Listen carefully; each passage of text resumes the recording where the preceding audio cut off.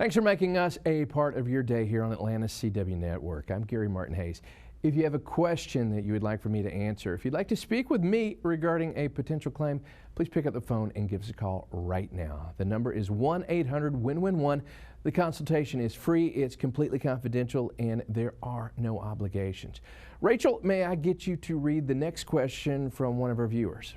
Absolutely, and this question comes to us from Felix in Villa Rica. Dear Gary, I seriously hurt my back on the job about a year ago. I eventually had to have surgery.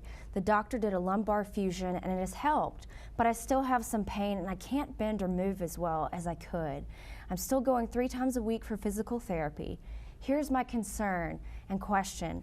My boss called me and he wants me to return to work next week. The doctor says I can do some light duty work, but I shouldn't lift more than 10 pounds and I shouldn't bend or twist.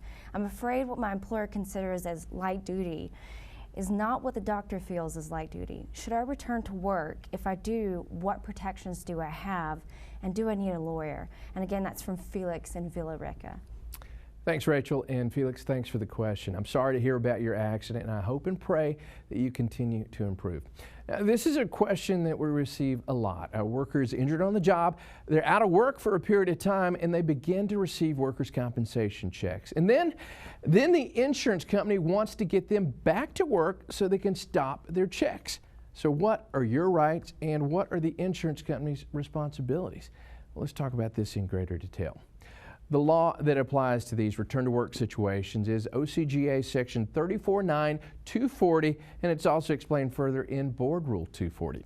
If the authorized treating physician releases a worker to light duty after they've been totally disabled and after they've received workers' compensation checks, the employee is not required to go back to work and try the light duty job unless and until the employer and the insurance company do 3 things. 1, the employer insurer has to send to the authorized treating physician a description of the light duty job that they're going to be performing. This has to include the hours to be worked, the rate of pay, and a description of the essential task that they're going to be performing.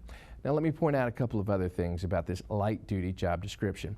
Whenever the employer insurer sends this light duty job to the doctor, they also have to send a copy of it to the employee and the employee's attorney at the same time. Now, this is very important. If we receive a light duty job description, we immediately call our client to see if this is an accurate description of the job. If we don't agree with the description of the light duty job, or if we have reservations about our client being able to do the job, either because of their injuries or the medications that they're on, this gives us a chance to speak with the doctor and voice our objections. Also, the board rule requires that the injured worker have been seen by the authorized doctor within the last 60 days for the doctor to have an informed opinion about the employee's work abilities. Now, 2, the authorized doctor has to approve the light duty job for the injured worker. If the doctor doesn't approve it, then the worker does not have to return to the light duty job. And finally, 3, if the doctor approves the light duty job, then the employer insurer have to send their injured worker and their attorney a WC-240 form. This is a notice to the employee that the light duty job is being made available to them. The doctor has approved it, and this is the date, time, and place they are to report to work. The notice has to be sent within 10 days advance notice to the worker and the worker's attorney. Now let me explain why this law is so important. The last thing I want, or the State Board of Workers' Compensation wants, is for an injured worker to be forced to return to work doing something that could risk re-injury, aggravation of the injury, or put others at risk of being hurt. We want to know that the doctor thinks the employee can attempt the job without those risks being present. So, if a client of mine is released to light duty work, I tell them do not go back to work unless and until the employer and the insurance company fully comply and complete the WC-240 form and send it to me. Now, here's another question we often hear. What happens if I try this light duty job, but because of my injuries, because of my pain, my physical limitations, I just can't do the light duty job? What happens? Well, here is the law on the subject.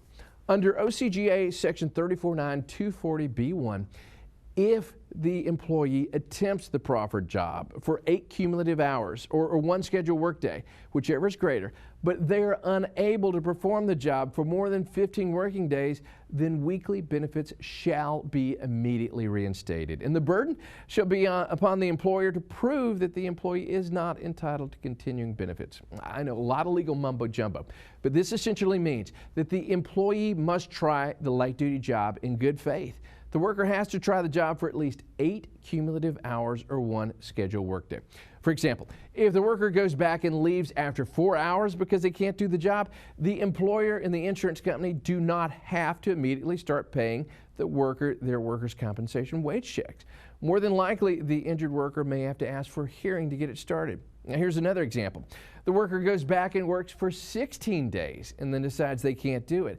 Well, since the worker worked more than 15 working days, the burden shifts to the employee to prove they can't do the job, and the employer insured do not have to immediately start paying the workers' compensation wage checks. And here's one final example. Assume on day 3 the employee just can't physically do the light duty job anymore. Since it's more than 1 working day and less than 15 working days, the employer and the insurance company have to start paying the workers' compensation checks immediately to the worker. Now, workers' compensation claims are extremely difficult and complicated, and this is certainly one area of the law where I encourage you not to go it alone. More importantly, I encourage you to hire an attorney that is experienced in workers' compensation claims, and that's what we do. If you'd like to speak with me about your claim, all you have to do is pick up the phone right now and give us a call at 1-800-WIN-WIN-1. Again, 1-800-WIN-WIN-1, or you can check out our website, GaryMartinHayes.com.